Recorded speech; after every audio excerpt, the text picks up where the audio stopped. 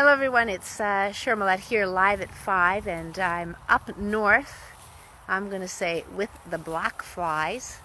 So welcome to Live at 5, and decided to come up and help my sister out at her home. And I'm out here in nature, that'd be great, but the black flies are all out and about. And you may have already heard about pine tea. Yeah, don't mind me if I'm swatting. There's about 50 black flies swarming around. But here's the thing, hi Brock, here's the thing about black flies. Apparently they are the ones they're blueberry pollinators. So in order to have there's about 50 of them. They're just swarming around here. I don't know if you can see them yourself, but fun. You're going to do it. So I'm going to show you something here. I'm just going to bring it here. Should be able to see. This is pine, the pine needles. And you might be hearing from various people, if not one and many probably, seemingly that the information about pine and pine needle tea is becoming very, very, very well known in the circles. And but this is, I'll send out some information. There's a couple of articles and people are reposting them. But even as I was talking about the cedar or spruce tips, you can eat them too. So I think there's something about, I gotta look more into it, something about these coniferous trees. Maybe it's cedar as well. Cedar tea, you can make tea from cedar as well. So I'll let you in that. I'm not going to try and stay out here, but just watching all of these black flies swarming around me, in front of me and around the phone. And it seems like they're attracted to the phone, and they're not so much touching me, but right now. But hello, Ferdinand. So this is interesting doing on my phone, because then I get to see. Oh, hi, sis. She must be inside watching, probably outside going, well, you could be there with the black flies. Better you than me. But it's fun. Anyway, so what I wanted to really talk about today is nature and then science. And the interesting thing about nature is if you think about duplicating a blueberry, I'm just going to stick with that theme, we can't. I mean, just man cannot duplicate a blueberry. It just doesn't work that way. So much in nature is just, there isn't the, how can I say it, I don't even say one technology, known science anyway, to create that. Wait until they get into your hair and top and bite you. No, they seem to like the phone there. Anyway, so one of the thing around nature is, if I was thinking about all kinds of things, you just can't duplicate it. Nature is nature. It is there. It in its let's call it wisdom. It does its thing. It produces the blueberries, and we eat flavor taste. So we can do the best we can with what we know to try to. But I don't know how successful we would be to just make it up, make it in a plant, make it in a factory somewhere. It just wouldn't happen. The science, if we go on to science, is very much observational. It's very much experimental. It's do the best they can, and I really like Richard Feynman. He talks about science, the scientific method, very much so, as watching the gods. The gods are actually playing the game, or let's just say whatever in the nature that's producing the blueberries or making the tree, any of that nature. But science is just observational, and it changes, and they can add to it to what they understand, and that's how it works. So what are we? We are nature. We are not science as far as man goes. We are all out nature.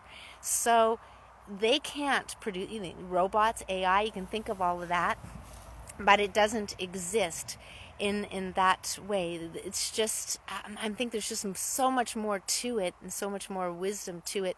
Microbiology and CRISPR can, however. Well, the thing about biology or microbiology, I remember, and this is just a different thinking about it, is actually how I remember my roommate, and she was taking microbiology in the university, and I did want to bring that up. And she says, well, Cheryl, if you could see all of the things, because they are getting in the eye now.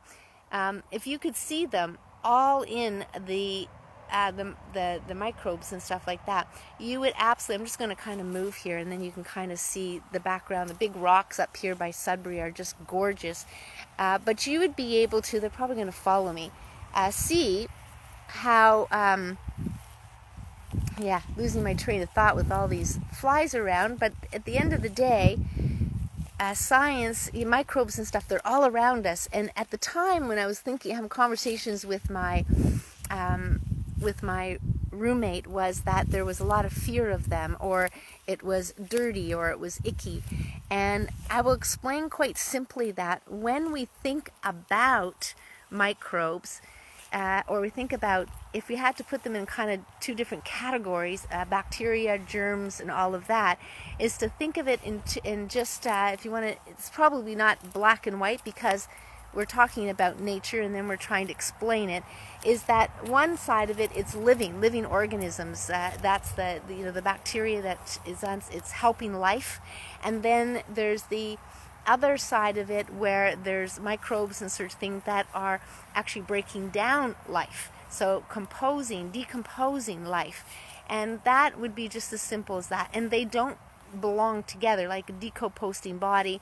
And then a birth, that's where the Dr. Simoes actually was thinking about having to wash your hands when you go from one to the other. You just don't want those microbes. So anything that's alive has what it's having. There's all these things that exist that are living and live. Call them microbes, call them small living organisms. And that's fine. That works. That's how it's that's how it's supposed to work. And then you have the very microbes or living organisms that are breaking down living matter because it's died or it's not as healthy. And we have that. So in vulnerability, you may have certain things that are happening to our body as we become more vulnerable or less vibrant in life and things like that.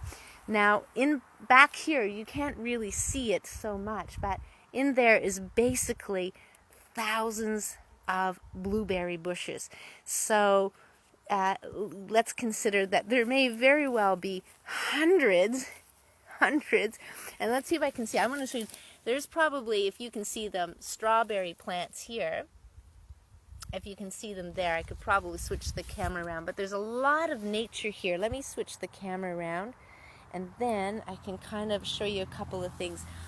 So here, these are strawberries, the wild strawberries, and they're going to be, there's a lot of them, hundreds if not thousands just in this in backyard.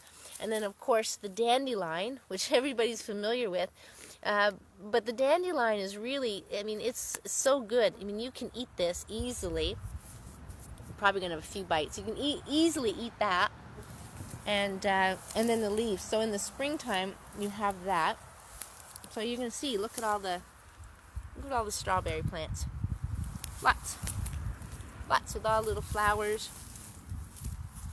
There's lots.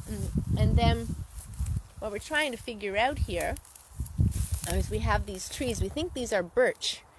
And I didn't know, but I'm going to look this up. But my sister was saying that they flower, and they have flowers on them. And then these are lupins. They're just coming up as far as their green goes, but they're beautiful. Oh, and boy, there is tons and tons of black flies, which would mean tons and tons of blueberries. But you're probably saying, oh, better me than you. And then here's some more lupins. I'm not sure if you're familiar with lupins, but oh, there's a snake. Can you see the green snake? There it is. We are in nature. But that was a green snake. I'm not sure which one that is. Didn't look like a red belly and didn't look like a garter as well. So this is a very interesting, I'm not familiar with this coniferous one at all, but it's very pretty. And they're just like small pieces. Now, I didn't bring any jokes today, to tell you the truth. just kind of whipped up here. So this is, if you're in the north, you get a lot of, at least here in northern Ontario where Sudbury, you get a lot of these rocks. So as part of the landscape or your backyard, you have these big beautiful rocks, granite, and there's inukshuks up there that have been put up there. And then, yeah, you have this. I'm probably going to let you go. I think the key thing for today and Live at 5 is nature is nature, and we have to live together, basically. And that's okay. But understand the limitations of science and what science can help us with. And then what it doesn't make sense, that nature is going to really be, it's going to trump, it's going to trump the science for sure. So yeah, just beautiful, all kinds of trees. Just kind of showing you the backyard. And have explored up there, but all on top of there is tons of blueberries. And there's tons of black flies. Anyway, oh, they're starting to bite. Anyway, everyone, take care, and I will probably see you on Thursday. I think if I stay stationary, they're going to come too much. So anyway, have a great evening, and I'll talk more about pine needle tea and all of that, or I'll put some links up there later in the week. I'll be up here most of the week. So take care, everyone. I'll just flip it around. There we go. So enjoy your evening, and I will kibosh it out of here, all these black flies. Bye for now.